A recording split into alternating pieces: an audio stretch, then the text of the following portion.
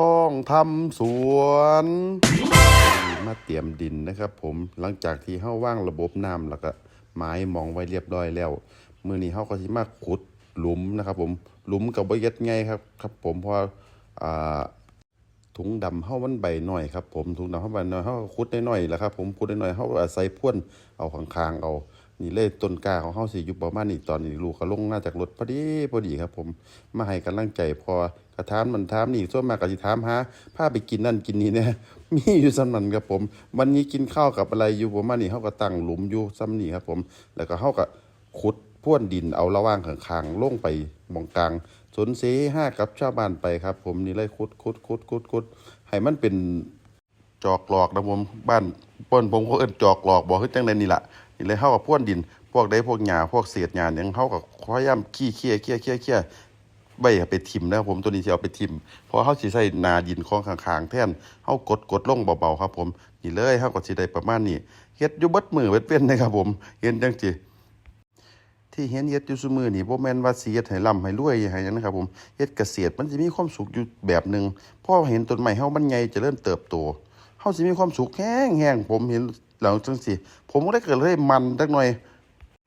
มีตื่นเช้าแหน่มีตื่นสวยแหน่เฮาเฮ็ดมื้อละต้น2ต้น3ต้นบางมื้อก็เป็น10ต้นบางมื้อเป็น20ต้นแล้วแต่เฮาสะดวกนะครับผมเมื่อยก็พักครับผม ความสุขของคนปลูกต้นไม้มันบ่ได้อยู่ที่ว่าต้องได้ขายเสมอไปเด้อครับผมเฮาเห็นการเจริญเติบโตของมันเฮาเห็นบ้านช่องเฮามีความร่มรื่นสวยงามเห็นต้นพันธุ์สวยงามมันก็สิเฮ็ดเฮาหายเมื่อยแล้วก็สิเป็นกิจกรรมของในครอบครัวนะครับผมนี่เลยผมก็ขุดเช้า10ต้นแลง10ต้นอยู่ประมาณเนี่ยผมแดดร่มลมตกเฮาก็ลงมาเฮ็ดนี่เลยครับผมตอนนี้ก็อยู่ประมาณ6 โมงเช้าหลังจากที่ส่งลูกไปโรงเรียนแล้วเรียบร้อย เฮาก็ลงมาเฮ็ดนี่เลยผมก็สิขุดมื้อนี้ก็สิได้อยู่ประมาณ10หลุมก็เตรียมขุดไปม่วนๆเห็นบ่สภาพการแต่งตัวยังบ่เซาตอนนี้อากาศเริ่มหนาวแล้วครับผมก็ใส่เสื้อกล้ามออกมาขุดเล่นยามนั้นขุดแล้วเฮาก็ง่วงเฮาก็เข้านอนเข้านอนเพราะว่าแดดมาเฮาเข้านอนเว้นเฮาเล่นพอเฮาเมื่อย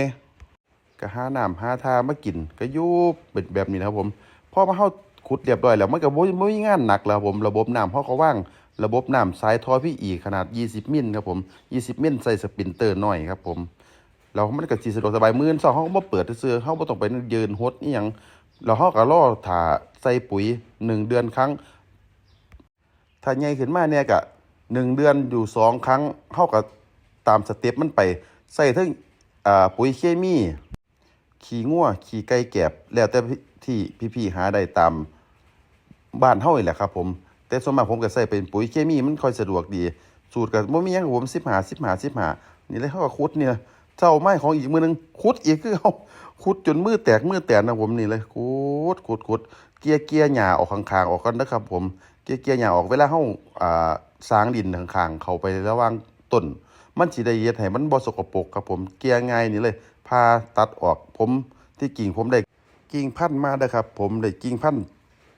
ตอนมาตอนผมก็มาเอาลงถุงดำก่อนประมาณ